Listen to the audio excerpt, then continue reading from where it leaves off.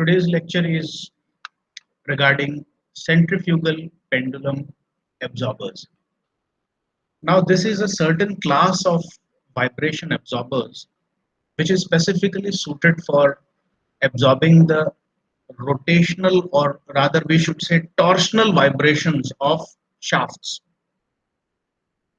But before we can go on to understand the working principle of a centrifugal pendulum absorber, let us see how torsional vibrations arise that eventually need to be absorbed. How torsional vibrations arise in a shaft. Now, these torsional vibrations that we are talking about generally arise in the crankshaft of your IC engines. So, let me show you a video of where such torsional vibrations are going to arise. Now, have a look at this video, which is showing a four-cylinder engine, which is in which there are, as you can see, and at a time certain number of ignitions are happening at certain locations. That means on certain cylinders. Not all cylinders are fired simultaneously. Now what happens is, look at the video once again. Look at the rotation of the crankshaft. You can see the pistons connected with the cylinders, and these pistons and the connecting rods that are connected to the crankshaft eventually. The rotating entity at the bottom here, which is connected to all the connecting rods here, these are connected to a single crankshaft. But the most important thing to note here is that the crankshaft is not rotating smoothly as expected. Now, this is a very diminished speed depiction of the engine. Actually, the engine is rotating at very high RPM. Very high RPM, and you won't even be able to observe that the rotation is not actually a smooth rotation but a jerky rotation. See, the fast motion is like this. Now, in this motion, you won't be able to observe that there are actually some jerks being observed by the being absorbed by the crankshaft. But when you slow it down, you can actually see. And if you look at this red slider moving, this is actually showing the rotational degrees of your crankshaft. Now look at the progress of the red dot. You can see that for a certain duration it moves smoothly forward, and then suddenly there is a jerk in the forward motion. That means this is corresponding to the jerk, as you can see in the rotation of the crankshaft, due to multiple cylinders being connected. Now the reason for these jerks can be understood by the pressure diagram of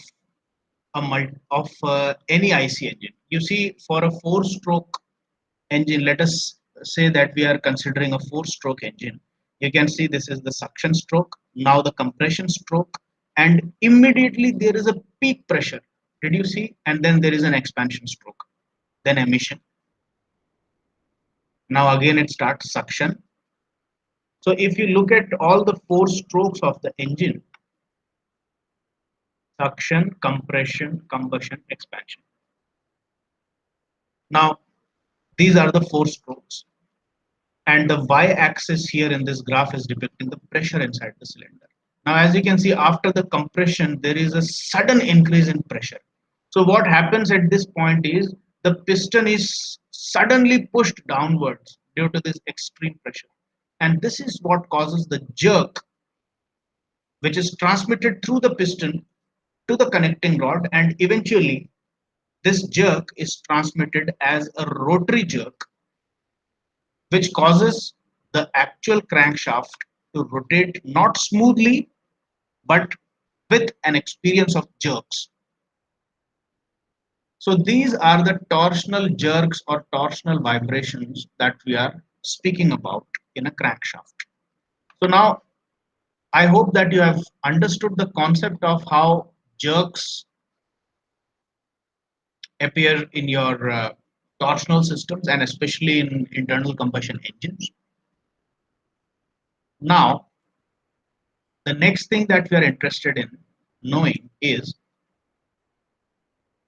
what is the concept of a centrifugal pendulum absorber and where is it fitted on the engine so that it can absorb these jerks which are represented here, and eventually these jerks are not felt by the end user. It may be the engine of a car or some automobile, and the uh, people who actually buy those automobiles would be experiencing these jerks. So it is in the interest of the companies to install certain systems which will absorb these eventual jerks. Now, another important thing to understand here is that these jerks are not optional. That means if you install a system with a piston, cylinder, and connecting rod and crankshaft arrangement like this, which is eventually the basis of all IC engines, you are bound to experience rotational jerks like this because whenever there is combustion inside the cylinder, the piston will experience a peak in pressure at all times. You cannot avoid it, it's not in your hands.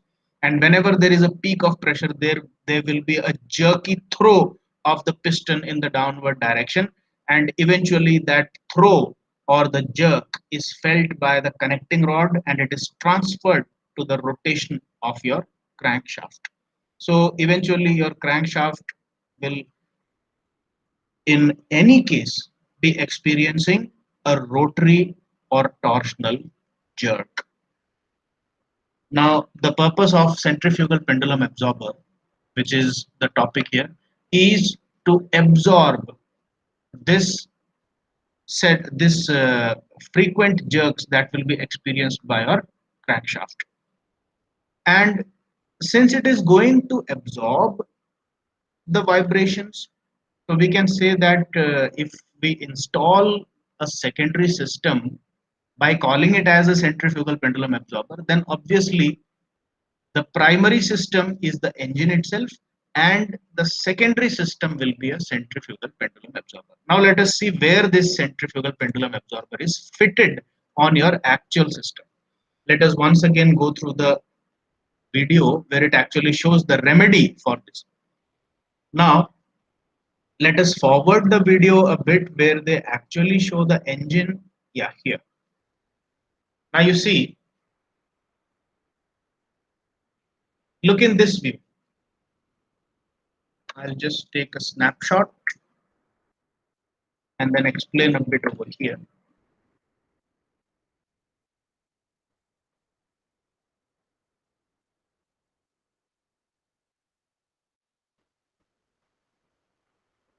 Now see,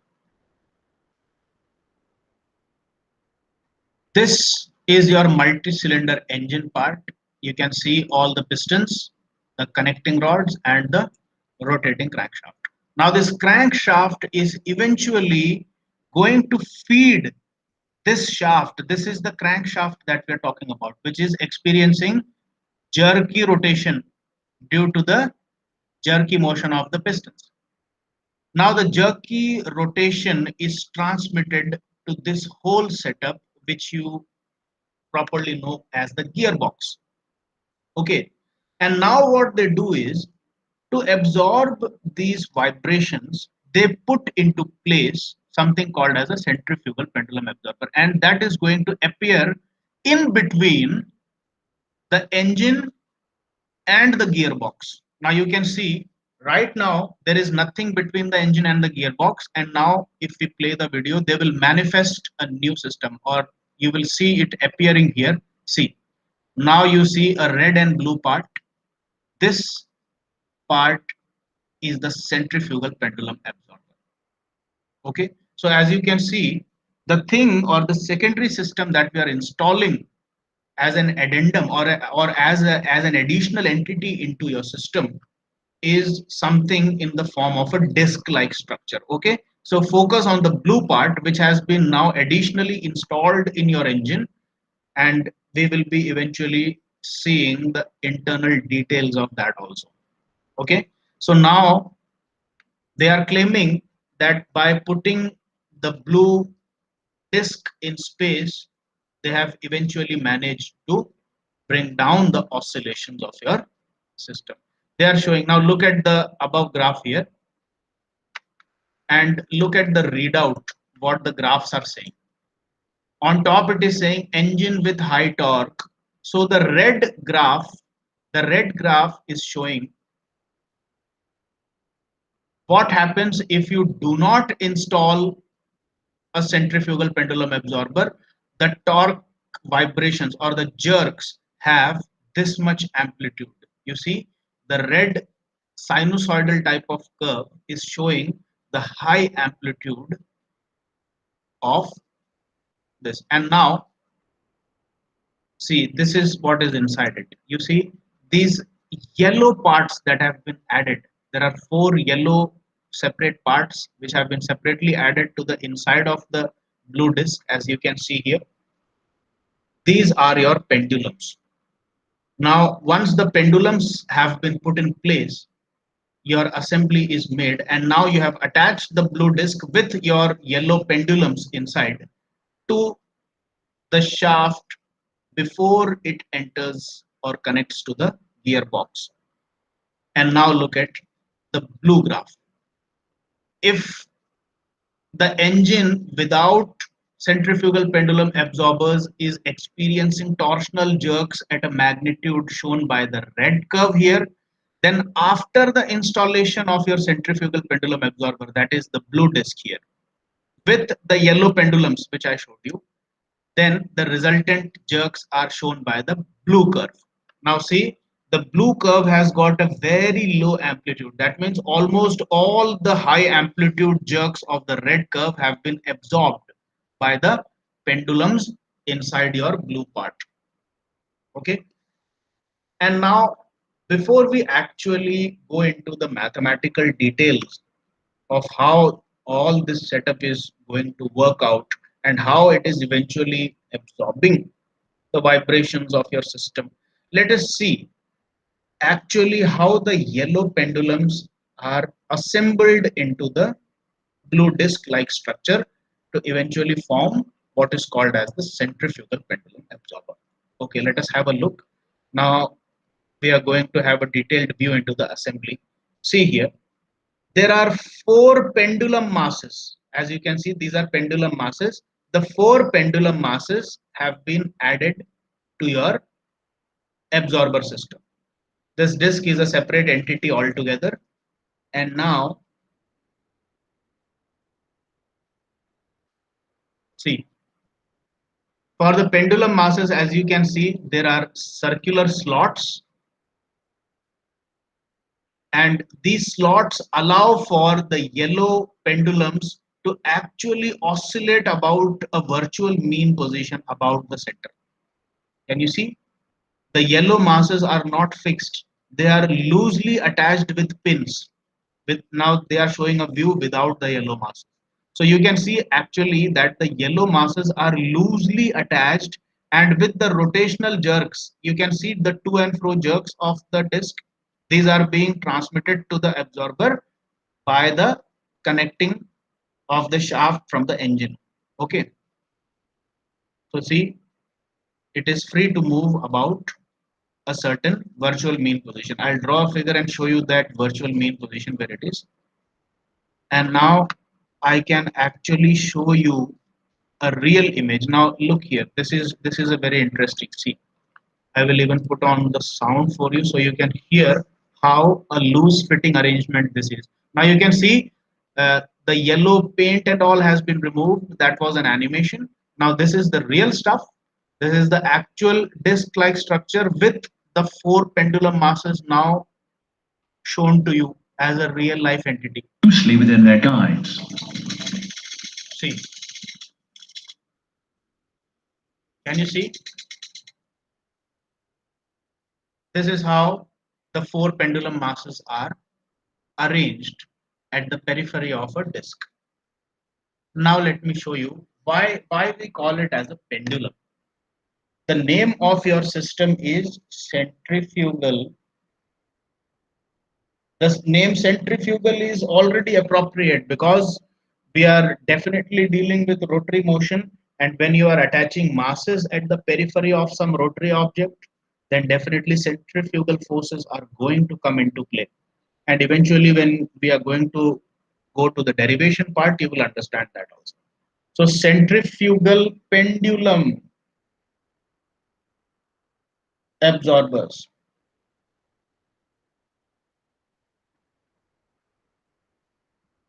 Now, what is a pendulum here? Pendulum means as soon as somebody tells you or somebody calls out the name pendulum, this is the image that comes to your mind. There is a mean position like this, and there is a thread, and there is a mass, a point mass attached at it. And now this pendulum is going to oscillate to and fro like this. Now, this is actually what is happening in the case of your circular system also. Now, you see, you have a disc-like structure and you have a loosely attached pendulum mass.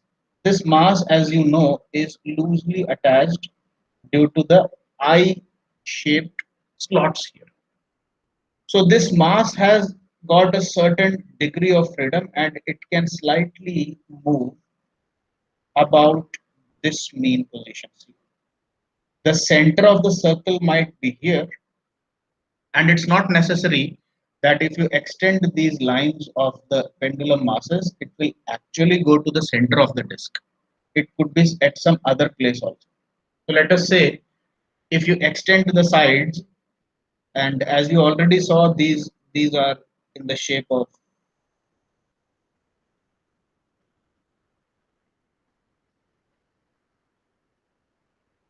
this is the mass of one slot, as you can see. Okay, and if you extend these surfaces, you will see that they are actually meeting at a center. So this is the virtual center of oscillation of one single pendulum mass. Now, as you can see, about this center, I can virtually imagine that I have suspended a thread, and from this thread, I have suspended a mass of this shape. You can easily imagine. And now, for a certain degree of freedom, this mass is allowed to move to and fro about this virtual center.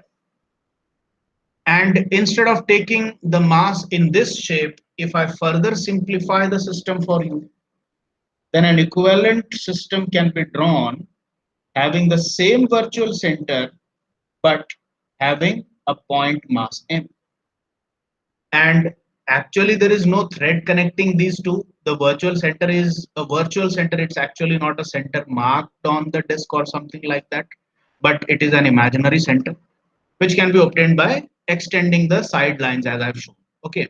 And from this center, if I suspend a massless string, that should not change anything because the string, as I said, is assumed to be massless and all the mass is concentrated on a single point or a small ball for this. So the actual mass looks like this, but we can easily take an equivalent system in which the mass has been converted to a point mass and we take the distance and consider an imaginary string connecting this. So basically what happens to your entire system is the real system is looking like this. There are masses at the periphery like this. There is a virtual center. This is the center of the actual disk. You take an equivalent system in which the disk is there, the center of the disk is there, but from another point you suspend a pendulum like this.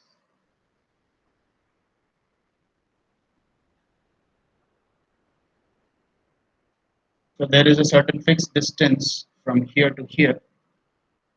You can give it some name, let us say R. And now you have got a pendulum like this. And this pendulum can oscillate to and fro. This is the concept of a centrifugal pendulum absorber.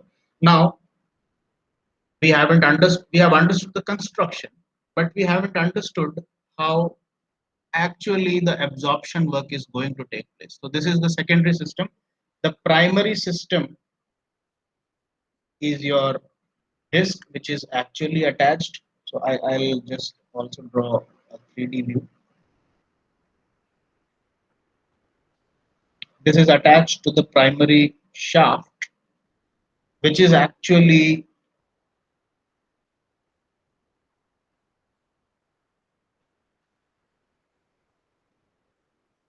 connected to your piston and all,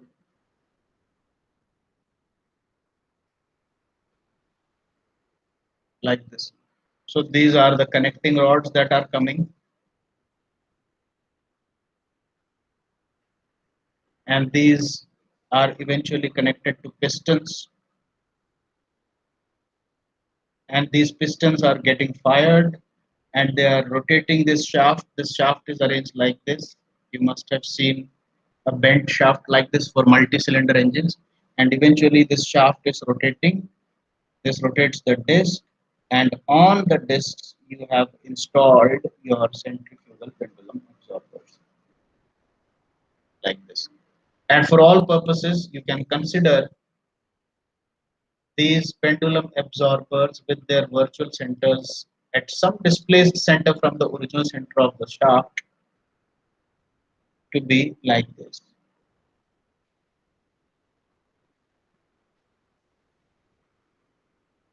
So there are two centers. This is the center O, the center of the disk, and this is another center O dash, which is the point at which the pendulum is suspended, or the point about which the pendulum is going to oscillate. So it's important to understand that the pendulum is not oscillating about point O, it is oscillating about point O dash. And now, if you look at the simplified figure that is generally provided in all your textbooks and also in the notes that I'm providing you, now you will understand what is happening. So you see, in the notes, I have given you a disk.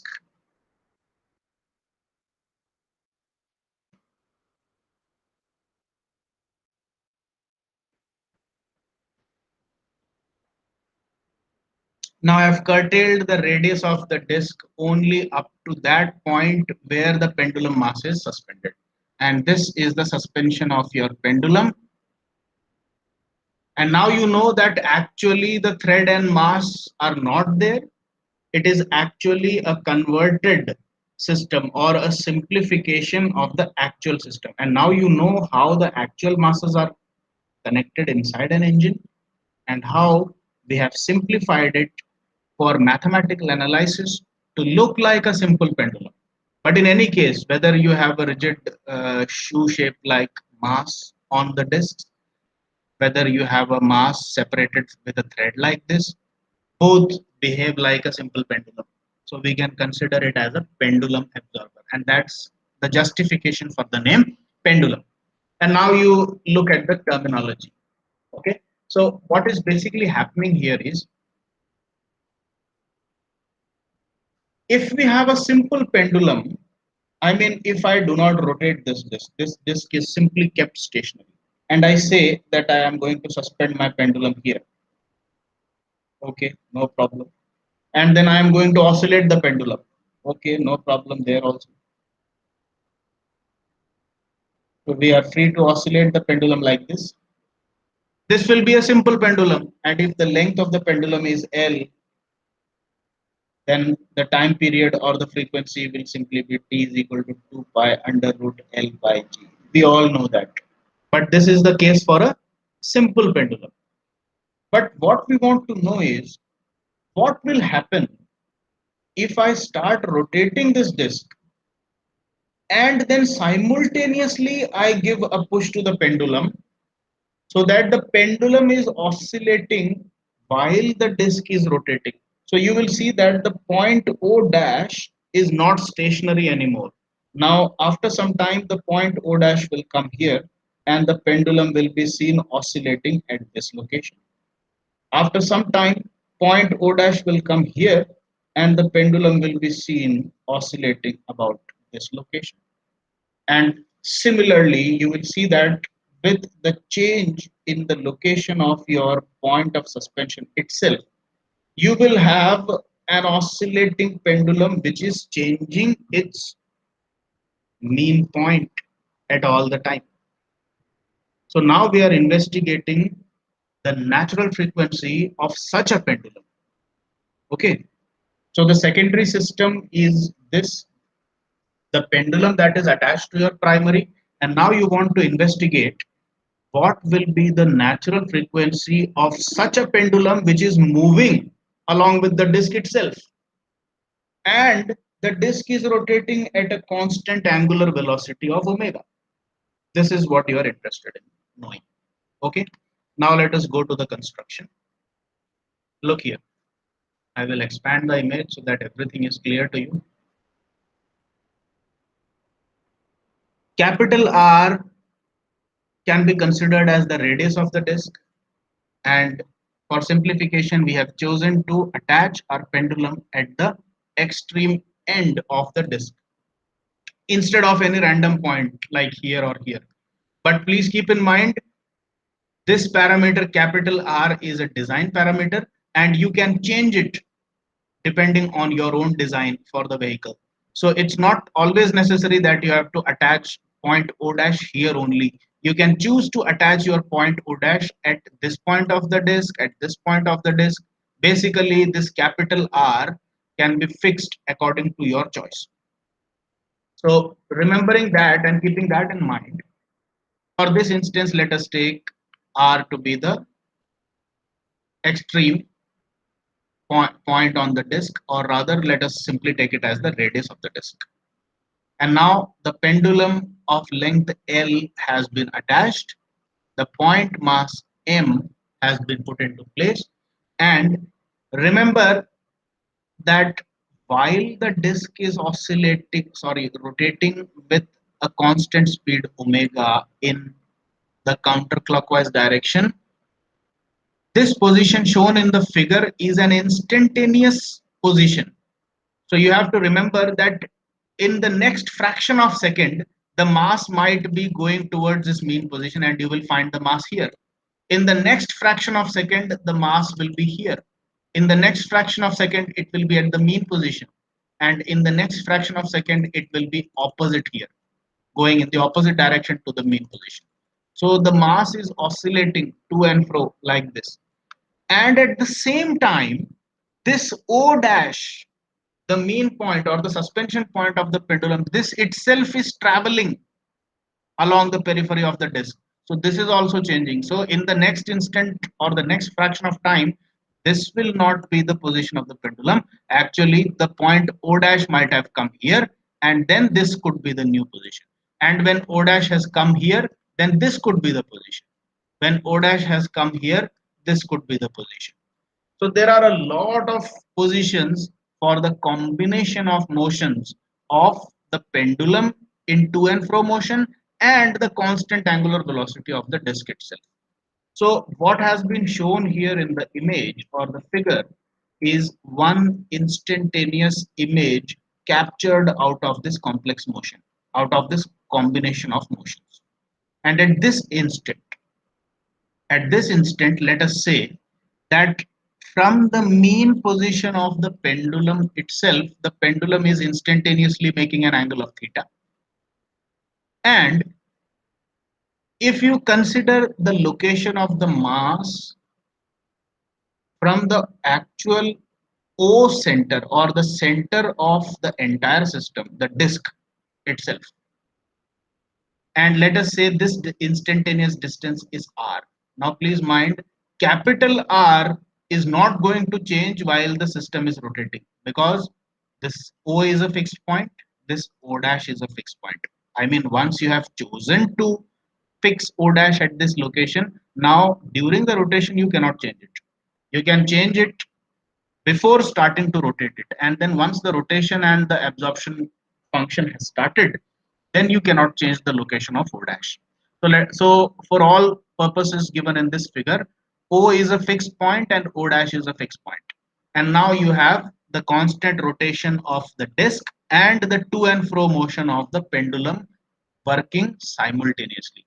And at this instantaneous instant, small r is the instantaneous distance from the center O of your mass m. And at this instant, if you ask what will be the centrifugal force acting on mass m with respect to O, then you can easily say that first I will connect a line, a straight line from O to M, and then extend that line outwards, and along that line I will put mr omega square. This is the centrifugal force acting outward on the mass at this instant. In the next instant, the small r is going to change, and therefore the centrifugal force is also going to change. But we are talking about a particular instance, and this for this instance we are going to make the differential equation of motion. Okay, and what is our ultimate objective? To find out the natural frequency of the pendulum that we have attached, so that we can further process the absorption part. Because if you remember what happens in vibration absorbers, you have to make the natural frequency of the secondary system equal to the external excitation frequency of the primary. So the first step for all vibration absorbers is to find the natural frequency of the secondary system first. And that is what we are going to do.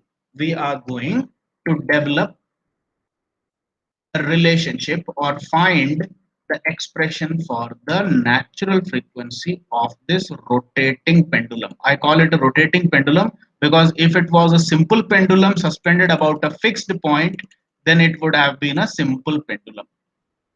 But if this point itself is not fixed and it is rotating about a circle while the pendulum is oscillating, then it is not wrong to call it as a rotating pendulum. A pendulum which is oscillating while the fixed point is rotating, right? Now, if mr omega square is the centrifugal force, the next thing that we do for our convenience is resolve this mr omega square into two components, but in a very specific way. See, if somebody gives you a vector, somebody says that, okay, this point, take this point and there is a vector mr omega square. Now resolve it into two perpendicular components. There are a million ways, there are infinite ways of resolving the two forces.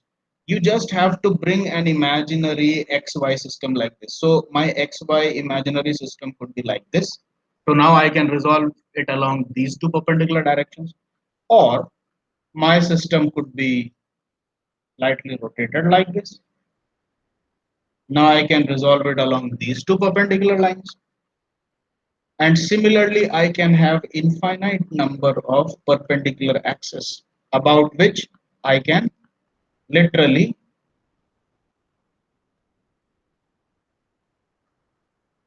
take the components.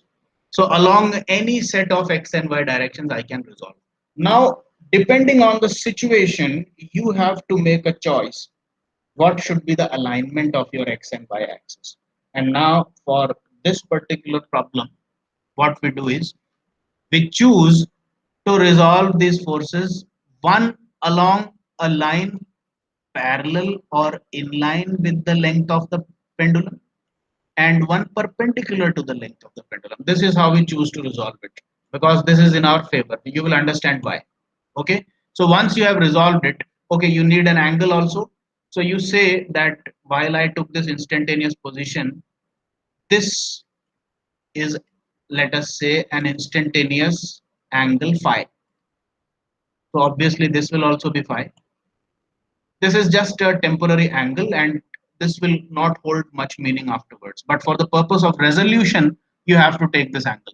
So now once you have resolved the force into two components, now you remove the original force itself, and now actually you are having only two components of the forces. And one component is directly acting outwards along the line of the pendulum, and one is acting perpendicular to the line of the pendulum.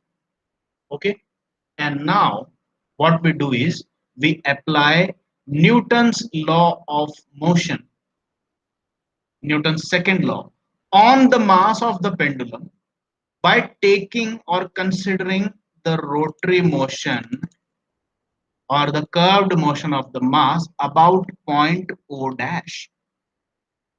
So we are talking only about the secondary system. So we will take the point of suspension of the pendulum, that is O dash, not O. Okay. And we will consider the external moments acting on the pendulum, and with the help of that we will construct the differential equation. Now let us see.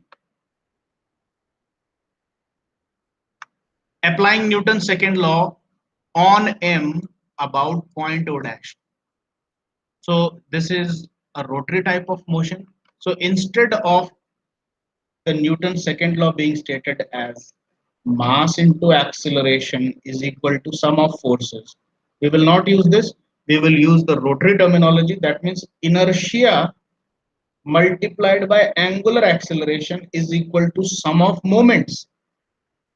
And now angular acceleration can be easily replaced by theta double dot, and I, as soon as you are asked to provide the value of I, you should ask a question in turn, which point is it that about which I'm calculating the value of I. And since we are taking all the parameters of the system with respect to point O dash, so the angle becomes theta, and about O dash we are finding I. So I write I suffix O dash. That means I'm just telling the world, I'm telling everyone that I'm calculating the moment of inertia about point O dash, not about some random point. Okay. And about point O dash, the oscillation angle is provided by angle theta, not phi. Okay.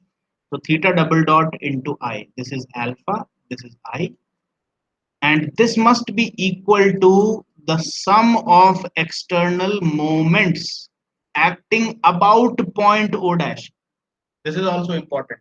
The moments of the forces that you are going to take into consideration have to be about point O dash also. Again, now as you can see on the mass, there are only two forces acting.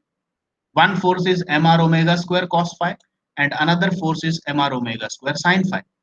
And as you can see, the moment of this force will be zero. Why? Because the line of action of this force is directly passing through point O dash. And therefore, the perpendicular distance of this force from O dash is zero. So moment automatically becomes zero. So there is no moment due to this force. Now there is only one possibility for taking the moment, and that possibility is due to this perpendicular force mr omega square sin phi. So this is 90-degree. And now all you have to do is find the perpendicular distance between the line of action of this force and point O dash, which is clearly the length of the pendulum, L.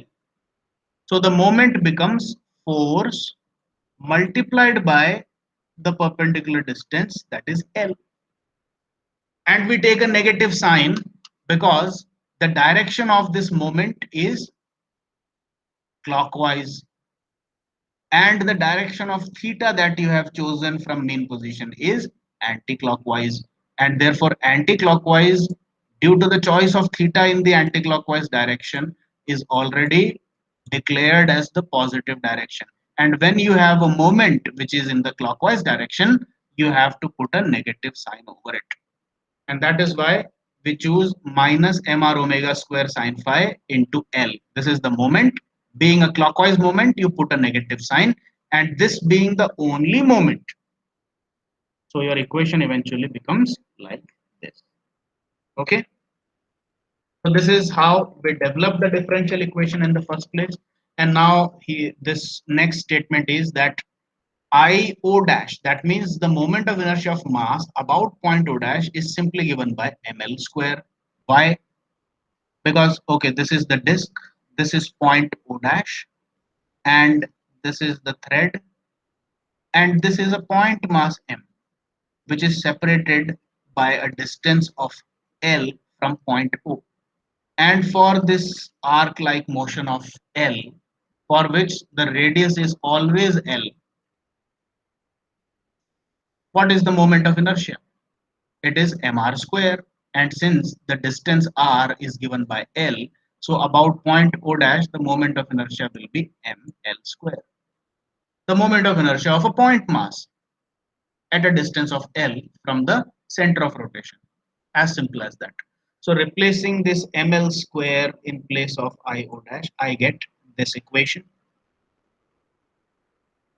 And now I can cancel this m and m. I can cancel one L out here. So eventually my equation, and transferring all the remaining entities to the left hand side, I get this equation. So let us simplify the stuff as we go. Now the differential equation of motion is this after simplification. And now you can clearly see there is a very big difficulty here. You have the variable of differential equation as theta, while the variable of the displacement part is being represented by phi. Now, if you go back into the triangular representation here, you can clearly see that there is a correlation between phi and theta. As theta changes, this small r will change. Let us say at some other instantaneous position, the mass has come here. And now, if you connect the mass with the center O, then this is your new phi, which is larger than the previous value. So phi is changing as theta changes. So there is definitely a correlation between phi and theta. Now all we have to do is somehow to find this correlation and replace this phi with theta, because only then will your differential equation become homogeneous enough for you to do further processing. So we want to eliminate this phi and put in place instead some relationship containing theta, so that we don't have two different variables. Okay, now that can be easily done by applying the sine law of triangles to triangle O dash B. So we are talking about O dash B, that is the center of the mass itself. So this is the triangle that we are talking about. Okay, and for those people who do not know what the sine law of a triangle is, I will reiterate for you. The sine law of a triangle says that if you have any triangle, it need not be some specific right angle triangle, isosceles, or equilateral triangle, anything like that, any random triangle. Okay, and you take the lengths as L1, L2, L3, any random length, and let the three angles, the internal three angles of the triangles, be any three random angles. So let us say this is angle alpha, this is angle beta, and this is angle gamma. So let us take any random triangle. Now, according to the sine law,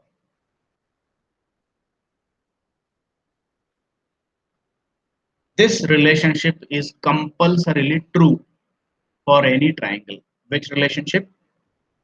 L1 divided by sine of alpha will be definitely equal to L2 divided by sine of beta, and this will also be definitely equal to L3 by sine of gamma. Now see what we have done here. L1 upon sine alpha, that means take any one side and divide it by the sine of angle opposite to that side.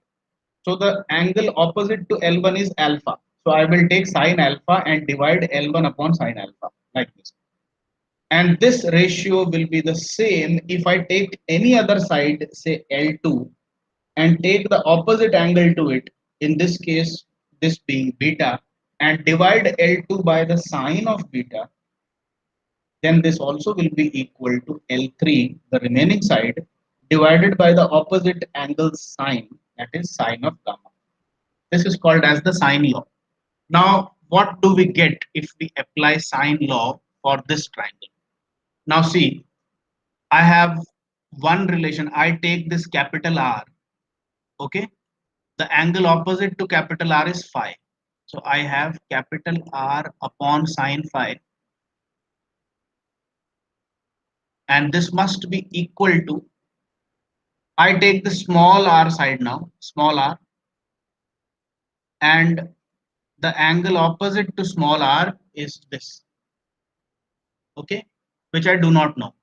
But I can see that this being a straight line and this being angle theta, this unknown angle must be 180 minus theta.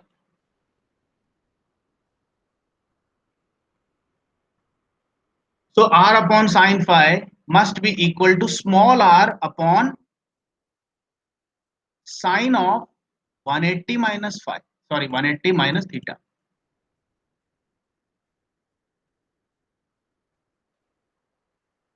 Now, the properties of trigonometry are well known to you. Instead of sine 180 minus theta, I can simply write sine theta. So this is what we get by the application of sine law to this triangle. Okay. So it says you have this by the application of sine, and this is easily sine theta. So what we get by cross multiplication is r sine phi is equal to capital R sine theta. Okay. So now what I'm going to do is, in my differential equation, I have r sine phi. I am going to eliminate these two, and instead I am going to replace them with capital R sine theta. So this is what I get. Now this is my new differential equation. It's the same differential equation but with all the parameters that we like. Now there is no additional angular parameter. Every angular parameter is theta. Capital R is constant, omega is constant, everything is ready for us.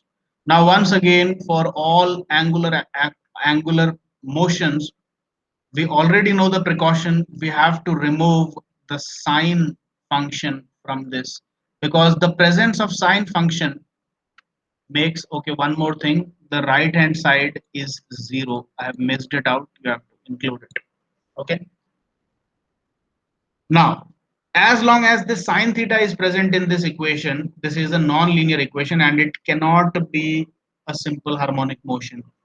So what we want to do is, we want to make this motion simple harmonic. So in order to eliminate sine theta, we assume that theta is very, very small. So now we can replace sine theta with theta. And by making this replacement, you get a differential equation like this, which can be further rearranged like this, holding theta double dot without any constants, or with a constant of 1, let us say. And then you can compare it with the standard differential equation of simple harmonic motion, and you see that r omega square by L will be equal to your omega n square. And taking the under root, you get omega n is equal to omega under root r by L. If omega n is this, then the natural frequency can be obtained as f of under root of r by L, because omega n and fn are related by this relationship. And similarly, if natural frequencies are related, then omega can also be related like this. See, any omega can be written as 2 pi multiplied by frequency in hertz. Okay. So this is the entity, this is the derivation, or this is the end result. So if somebody asks you that I have a disk, and at the end of the disk I have suspended a pendulum like this pendulum can oscillate like this, and the disk is rotating also. So now what will be the natural frequency of your pendulum? You say my natural frequency of the pendulum is this. Now you see, what are the parameters on which the natural frequency of a rotating pendulum is depending? Primarily, it depends on your omega itself. How fast is your disk oscillator, sorry, rotating? The rotational speed of the disk is a primary factor in deciding the natural frequency. So if the disk is rotating faster, then the natural frequency of your pendulum will be different. If the disk is rotating slower, then the natural frequency of your pendulum will be different. And obviously the two constant parameters of capital R and small l. That is the distance from the center of the disk at which you decide to suspend your pendulum is capital R. And as I have mentioned earlier also, it can be at some other location of the disk also. So this can be changed. And the length L, how long or how short you decide to take the length of your pendulum. So these are two design parameters which are left to the vibration engineer to be decided कि भाई ये capital R और capital L आप कितना लेना चाहते हो. Omega तो इंजन की स्पीड हो गई, इस पे आपका ज्यादा कंट्रोल है नहीं. ठीक है. These are the two things that you can actually design before putting it in place. But this expression is your natural frequency of the secondary system or the natural frequency of your pendulum alone in a rotary setup when it is rotating. And now, before we understand how this pendulum suspended on a rotary disc will absorb the torsional jerks of the disc. See, the disc is observing or experiencing torsional jerks as we saw in the YouTube video. Now, how does this pendulum absorb it? For any secondary system to absorb the vibrations of the primary system, the condition is this: omega equal to omega 2. And what is omega 2? Omega 2 is the natural frequency of secondary system alone.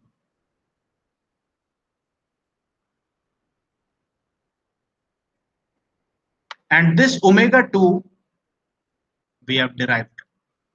This is equal to this. And now we have to put it equal to this frequency of the jerks, not the rotational frequency of the disk. We have to put it equal to the external vibration frequency. Now the vibration frequency can be obtained by understanding the concept of order number of the engine. There is something called as the order number of the engine. As you have already seen in the video, that depending on the number of cylinders, see, depending on the number of cylinders, the jerks or number of jerks experienced per cycle or per revolution is different. For a 4-cylinder engine as seen here, you can easily deduce that for every single rotation of your shaft, there are 2 jerks. Okay. And similarly, for a 2-cylinder engine, 4-stroke engine, you will see that there are only 1 jerks per cycle. And for a 6-cylinder 4-stroke engine, you will see that there are 3 jerks per cycle. Okay, so what is the definition of order number? Order number of an engine is defined as the number of disturbing torque impulses. Now this seems to be a very complicated term, and that is why I have been using a very user-friendly and simpler term from the beginning itself. I have been using the term rotational jerks or torsional jerks. Jerk means jhatka, a small impulsive rotational jerk. Okay, so disturbing torque impulses is the term that you will generally find in your textbooks, and by disturbing torque impulses you should mean this motion. See the jerky motion. See the jerky motion of the red dot. See, one jerk, another jerk. This jerk is due to the non-uniform motion of multiple cylinders, and multiple cylinders getting fired and getting their pressure peaks at different points of time. Okay. Anyway,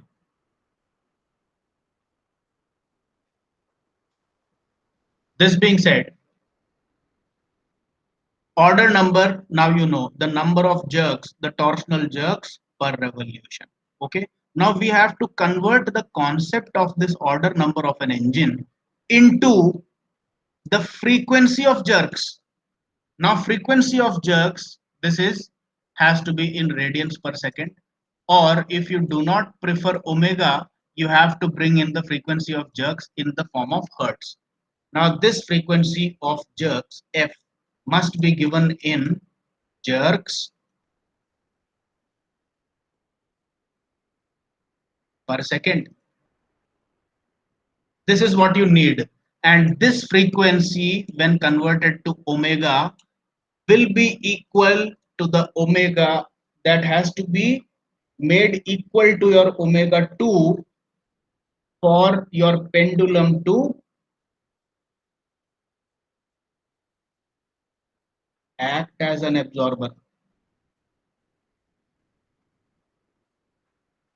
So if you want the additional pendulum that you put in place to act as an absorber, then the natural frequency of the pendulum itself, which is this expression, has to be put equal to the frequency of your torque impulses or the jerks, and the frequency of jerks is simply jerks per second. And instead of jerks per second, you have something called as order number of an engine, which is a fixed quantity. So as you can see, if somebody manages to construct a 4 cylinder engine, then that person is stuck with 2 jerks per revolution. That means एक ऐसी engine जिसमें 4 cylinder है, जैसा अभी इसमें image में दिखा रखा है, तो इस सिलेंडर की मजबूरी है, एक तरह से कह लो कि ये एक रेवोल्यूशन में 2 झटके तो देगा ही देगा. You will find it. तो टेक्नोलॉजी नहीं है इस पर्टिकुलर डिजाइन की टेक्नोलॉजी लिमिटेड है, ये मान लो, तो इसको 2 झटके तो पड़ेंगे ही पड़ेंगे. अगर आपने cylinder, connecting rod, crank shaft सब इस तरह का बना के अगर यही अरेंजमेंट बनाया है, यही डिजाइन यूज किए, तो पड़ेंगे 2 झटके, फिक्स है. तो जब ये पढ़ना ही पढ़ना है, तो इसलिए जो इंजीनियर्स हैं, जो साइंटिस्ट हैं, उन्होंने इसको एक नाम ही दे दिया कि भाई a 4 stroke cylinder, sorry, a 4 stroke engine having 4 cylinders is definitely going to experience 2 jerks per revolution. So let us say that the order number of this engine is 2. बात खत्म. तो इसी तरीके से आगे भी इन्होंने बोल दिया कि भैया 2 cylinder 4 stroke इंजन अगर किसी ने बनाया है, तो मान के चलो कि एक रेवोल्यूशन में 1 झटका मिलेगा ही मिलेगा. तो ऑर्डर नंबर उसका 1 हो गया. 6 cylinder 4 stroke इंजन किसी ने बना लिया है, तो ये मान के चलो कि उसको एक रेवोल्यूशन में 3 जर्क मिलेंगे ही मिलेंगे. तो ऑर्डर नंबर उस इंजन का 3 हो गया. So order number is something that you can say, जो कि मतलब एक शाप की तरह आता है. It it it comes like a curse for the engine. तो जब इंजन बन गया ना बिल्कुल ब्रांड न्यू कंडीशन में, 2 cylinder 4 stroke, तो ये अभिशाप है उस पे कि तेरे को 1 झटका तो पड़ेगा ही पड़ेगा एक रेवोल्यूशन में. इससे तू बच ही नहीं सकता, ये फिक्स है. चाहे ऑडी बनाए गाड़ी, चाहे रोल्स रॉयस बनाए गाड़ी, चाहे बीएमडब्ल्यू बनाए गाड़ी, दुनिया की सबसे बड़ी कंपनी से बनवा लो, ये झटका पड़ेगा. Order number is fixed. This is not a constraint of the manufacturing capability. This is a constraint of technology. आपकी टेक्नोलॉजी ये है, आपने बेंट क्रैंक शाफ्ट पे 3-4 सिलेंडर को ऐसे कनेक्ट कर दिया, यही टेक्नोलॉजी यूज कर रहे हो, तो पड़ेगा झटका. सीधी सी बात है. ठीक है. So having understood this, what is order number? It is jerks पर रेवोल्यूशन. ओके. ऑर्डर नंबर क्या है? सिंपली इसको ऐसे समझो, ऑर्डर नंबर है जर्क्स पर रेवोल्यूशन. ठीक है. और फिर एक और चीज आप लेके आ रहे हो, you want to multiply it with F. ठीक है, तो ये एफ क्या चीज है, ये एफ आपकी revolutions per second of your disc है। ठीक है, ये इस ओमेगा से आ रही है आपकी, किस स्पीड से आप डिस्क को या आपका इंजन किस आरपीएम पे रोटेट कर रहा है, उससे जो ओमेगा आएगा उस ओमेगा से निकला हुआ एफ है। Now this F is simply going to be revolutions per second. ठीक है, सर आरपीएस हो गया। Hello hello. हाँ हाँ सर वापस बताओ ना क्या बोला था, एफ क्या है? हाँ, एक सेकेंड एक सेकेंड। हाँ, आपने कहाँ तक सुना ये? सर सुना तो अभी तक तो पूरा है, पर ये एफ क्या है वो वापस बताओ। ये जो एफ है, ये आपके इंजन का, ये देखो वीडियो में दिखा देता हूं आपको। ये देखो आपके शाफ्ट का आरपीएम है। ठीक है, ये जो रोटेशन हो रहा है ना शाफ्ट का यहाँ पे, इसका आरपीएम जो है यही है एफ। सीधे सीधे आरपीएम को आरपीएस में कन्वर्ट कर लो। लेट अस से your shaft is rotating at 1000 RPM. ठीक है, तो एफ क्या हो गया, F is simply 1000 divided by 60। बस 2 पाई से कुछ मल्टीप्लाई नहीं करना है, क्योंकि आपको क्या चाहिए, रेवोल्यूशंस पर सेकंड चाहिए। तो 1 मिनट में अगर 1000 रेवोल्यूशन हो रहे हैं तो 1 सेकंड में कितने हो रहे होंगे, 1000 divided by 60। So this is the value of your F. Clear हो गया? हाँ sir. Now what we have in our hands is order number of the engine is jerks per revolution, and your engine is rotating at a frequency of, let us say, n revolutions per second. ठीक है, तो अगर मैं jerks पर revolution को revolution पर second से multiply करूं तो मेरे पास क्या यूनिट आएगी,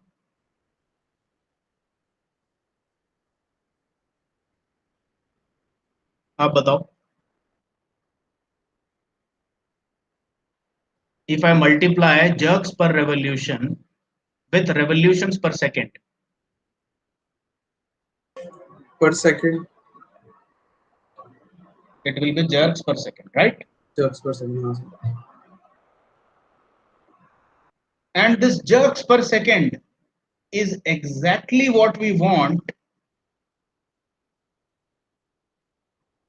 as the frequency of disturbing impulses that we want to absorb। यानी कि इस ही फ्रीक्वेंसी को एब्जॉर्ब करना चाहते हैं। जर्क्स पर सेकंड जो आ रहा है, this is the frequency of disturbing impulses, यानी कि डिस्टर्बिंग इंपल्सेस मतलब jerks, frequency of disturbing impulses मतलब जर्क्स पर सेकंड। और यही फ्रीक्वेंसी है जिसको कि आप किसके बराबर रखना चाहोगे, जर्क्स पर सेकंड को you put equal to the natural frequency omega 2। अब चूंकि ये जर्क्स पर सेकंड में है, इसको ओमेगा 2 के बराबर नहीं रखेंगे, इसको F2 के बराबर रखेंगे। F2 क्या आएगा,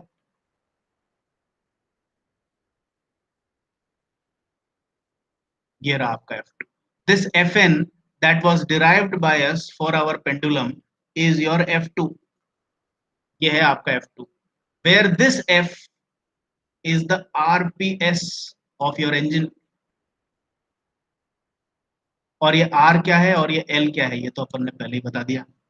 ठीक है, तो आप इस F2 के बराबर रखना चाहेंगे इस जर्क्स पर सेकंड को। तो जर्क्स पर सेकंड कैसे आएगा, जर्क्स पर सेकंड और disturbing torque impulses per second is obtained by multiplying the order number of your engine with the actual RPS of your engine। ठीक है, तो order number और RPS को multiply करें, तो बेसिकली मैंने यहां पर क्या किया, order number multiplied by RPS को इक्वल रखा मैंने किसके, F2 के। And this is the condition for vibration absorber. और F2 क्या है, ये है, ये अपन ने अभी डिराइव किया था। So I simply put my F2 equal to my order number into F। to satisfy the condition of vibration absorption, and my F gets cancelled on both sides. So I get the necessary condition for vibration absorption as On equal to under root R by L. So the whole story boils down to this final stuff. And what does this stuff say? ये stuff कहता है मेरी गाड़ी का order number है 3। क्यों हुआ 3? क्योंकि उस आदमी के पास में जरूर एक 6 सिलेंडर 4 स्ट्रोक इंजन होगी, तो उसका ऑर्डर नंबर हो गया 3। इसका मतलब क्या है?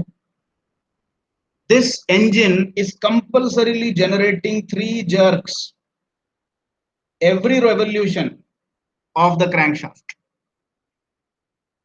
So आप से कहा गया कि साहब ये डिस्क लेके आओ और इसके ऊपर एक पेंडुलम वगैरह लटकाइए, where this is your capital R and this is your small L. ठीक है, so now you are asked to design this system. तो इसमें दो डिजाइन पैरामीटर्स हो गए, कितनी डिस्क के सेंटर से कितनी दूरी पे मैं पेंडुलम को लटकाऊं, पहला क्वेश्चन, यानी कि आर कितना हो। दूसरा क्वेश्चन, पेंडुलम की इफेक्टिव लेंथ एल कितनी हो। So the vibration absorb so the vibration engineer, that is you, have to take two decisions कि मेरे को मेरे इंजन का ऑर्डर नंबर 3 है, तो मतलब मेरे को 3 टॉर्क इंपल्सेस पर रेवोल्यूशन लग रही है, या फिर सिंपल भाषा में 3 जर्क्स पर रेवोल्यूशन लग रही है। तो मेरे पेंडुलम एब्जॉर्बर का आर और एल कितना हो जिससे कि ये एब्जॉर्ब हो जाए। तो आपने क्या किया, आपने बोला कि ये 3 जर्क्स पर रेवोल्यूशन है ना, तो इसको पहले तो जर्क्स पर सेकंड में कन्वर्ट करो, फिर उसको इक्वल रख दो आपके पेंडुलम एब्जॉर्बर की फ्रीक्वेंसी, इंडिविजुअल फ्रीक्वेंसी की। तो इसको सॉल्व करके जो कंडीशन आई, दैट इज सिंपली दिस।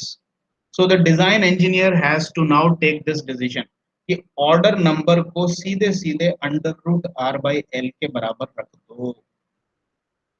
हो गया डिजाइन आपका पेंडुलम एब्जॉर्बर, यानी कि ऑर्डर नंबर कितना था आपका, 3 था। So you just have to take a decision कि आपका आर और एल ऐसा सेलेक्ट करो जिससे कि उसका अंडर रूट इस रेशियो का लेने से 3 के आसपास आ जाए।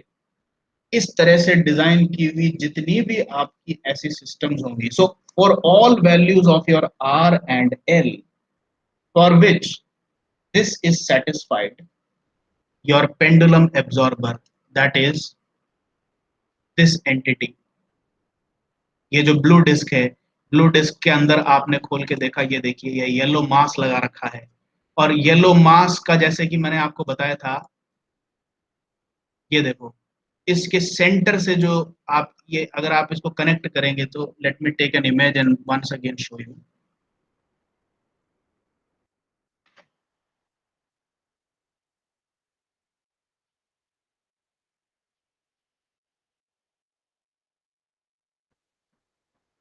ये देखो,